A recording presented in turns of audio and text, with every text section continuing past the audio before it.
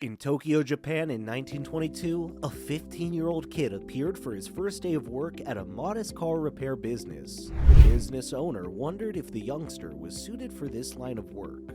He was tasked with maintaining the workshop and watching over a baby. People didn't give him much attention, but that was only because nobody knew who this young man would grow up to be in a few decades. That young guy, Soichiro Honda, went on to own the largest motorcycle manufacturer and was going up against some of the most well-known automakers in the world. This is the story of a young, underprivileged Japanese boy who went from babysitting to creating Honda Motors, a multi-billion-dollar brand. Let's get started. Gihi Honda and his wife gave birth to Soichiro Honda in the small, impoverished town of Tenryu, Shizuoka. Soichiro's mother was a skilled weaver and his father was a local blacksmith from the village, who also worked as a bicycle mechanic. Soichiro, who was 8 years old, was going on with his daily activities when he heard an unusual rumble that caught his attention. He chased the sound till he saw a large piece of unusual machinery traveling on 4 wheels. This device was a Model T Ford.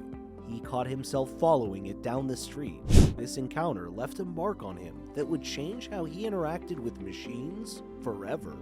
Instead of continuing his schooling, he spent most of his youth assisting his father with his bicycle repair company since he was captivated by all types of engines and motors. In 1922, Soichiro came upon an advertisement for Art Shokai, a Tokyo-based vehicle repair shop.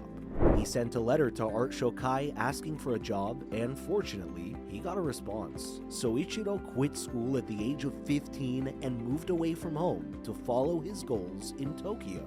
Soichiro was amazed to see how city life contrasted with the countryside. The owner of the shop, Yuzo Sakakibara, had work ready for Soichiro when he arrived. He was supposed to watch after the owner's kid.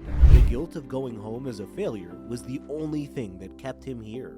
The owner of the car dealership eventually asked Soichiro to assist him since he was unable to keep up with his growing business. Little Soichiro's ability and commitment soon grabbed the owner's notice, and he decided to take him under his wing. Not just to fix technical problems, but also to train him to run the business. Soichiro instantly became familiar with a variety of vehicles via his job, including Lincoln's Mercedes Daimler and even numerous motorbikes that were brought into the factory. Soichiro put his everything into learning about the trade. By the time Soichiro was stepping into the world of motorsports, racing had already become popular in Europe, America, and even Japan.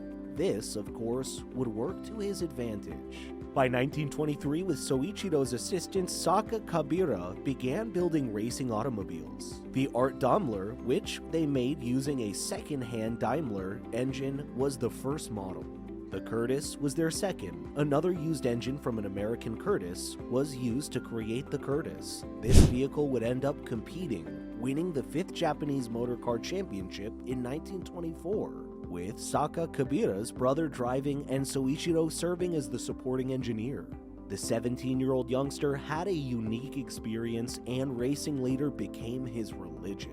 By 1926, Soichiro was selected for military service, but was unable to serve because of his colorblindness. At 21 years old, he was then asked to manage the new branch of Art Shokai, Hamamatsu.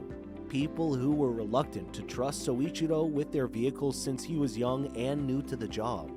The young man still applied all his knowledge and abilities, and by the 1930s, he had effectively expanded his company over time. In addition to being a talented technician, Soichiro excelled as a race car driver, which helped him stick out from his competitors. The Hamamatsu race car, which Soichiro developed, allowed him to break the previous speed record in Japan by going up to 120 kilometers per hour. This record remained for 20 years. Eventually, Soichiro wanted to expand into the production of auto parts because he wanted to accomplish more. But Honda's shareholders rejected his proposal to make the Art Shokai Hamamatsu branch a separate company. And so, to start his own business, making piston rings, Soichiro established the Tokai Seki Heavy Industry. He appointed Shinichiro Kato to lead his business as the president. Eventually, the Art Piston Ring Research Center, was also founded by Soichiro and Kato after many hours of labor in their new business. After experiencing several setbacks, Soichiro decided to enlist as a part-time student at the Hamamatsu Industrial Institute in order to advance his metallurgical expertise. He ultimately decided in developing a functional piston in 1939 and left his position at Art Shokai because he was confident in his design.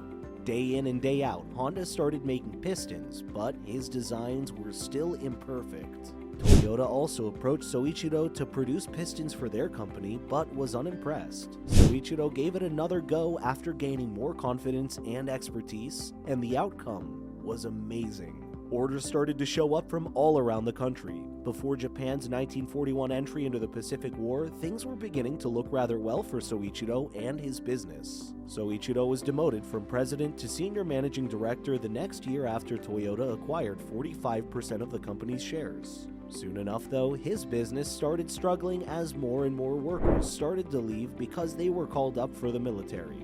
Things took a turn for the worse when Soichiro's company plant was damaged in a direct bomb strike in Hamamatsu when the Nankai earthquake hit the area in January 1945. The firm would go on to experience a second setback, and by the time Soichiro had already almost lost everything. After the war, Soichiro decided to sell what remained of his business to Toyota for a price of 450,000 yen. Soon, Soichiro realized the nation urgently needed inexpensive transportation, so in 1946, he established the Honda Technical Research Institute in his old warehouse. Orders started to stream in from all across the country as soon as these new bicycles became popular. As secondhand engines became scarcer, Soichiro decided to create his own, and completed the Taipei engine in 1947, just as the Honda brand appeared on a machine for the first time. To help Japanese workers get about, Soichiro created the Honda Motor Company in 1948 to produce motorbikes. The Model D, the company's first fully assembled motorbike, was created a year later. Soichiro was finally successful in creating another motorbike, which he called the Super Cub. After 3 years of experimentation, it gained popularity quickly and was so profitable that it was awarded the Emperor's Prize. In addition, Soichiro had pushed his motorbike company into the realm of racing. Racing at the time was much more than a sport. It served as the largest stage for these automobiles and motorcycle manufacturers to introduce their products to the rest of the globe. He would thus research and analyze these races to outsmart his rivals' tactics. With the help of this, Honda motorbikes went from a poor showing at their first international race in 1954 to winning the manufacturer's team award at the Isle of Man TT, the greatest motorcycle race in the world, in 1959. Honda had overtaken all other motorbike manufacturers by the 1960s. But for Soichiro, dominating the motorbike industry wasn't enough. He had another great desire that he had been pursuing since he was 8 years old, and that dream was to work in the car manufacturing business. Japanese authorities and the auto industry sought to persuade Soichiro that the nation didn't need another automaker. But Soichiro wasn't persuaded. The T360 mini truck, a compact but dependable pickup truck, served as Honda's first vehicle, released in 1963. However, the mini truck never received much interest, and it was shortly followed by the company's first ever sports car, the S500. Honda introduced its automobiles to the racing scene in a similar manner to how Soichiro did with his bikes. The Honda RA271 had its Formula One intro in the 1964 Belgian Grand Prix. Honda won the 1965 Mexican Grand Prix in first place after just 1 year of competition. They took a break from motorsports and focused on creating the Honda Civic, one of the most popular vehicles on the market. In 1972, Honda unveiled their new model, which went on to become one of the most well-liked automobiles globally in the years that followed. The Honda Civic reduced emissions by enabling people to drive further distances without using excessive fuel. By the end of the 1980s, Honda Motor Firm had grown to become the third largest car maker globally from its position as the third largest car maker in Japan at the start of the decade. In 1973, Soichiro Honda left the firm and died on August 5, 1991. Thanks for sticking around till the end of the video. If you enjoyed watching our content, please leave a like, share, and subscribe to our channel for more content just like this.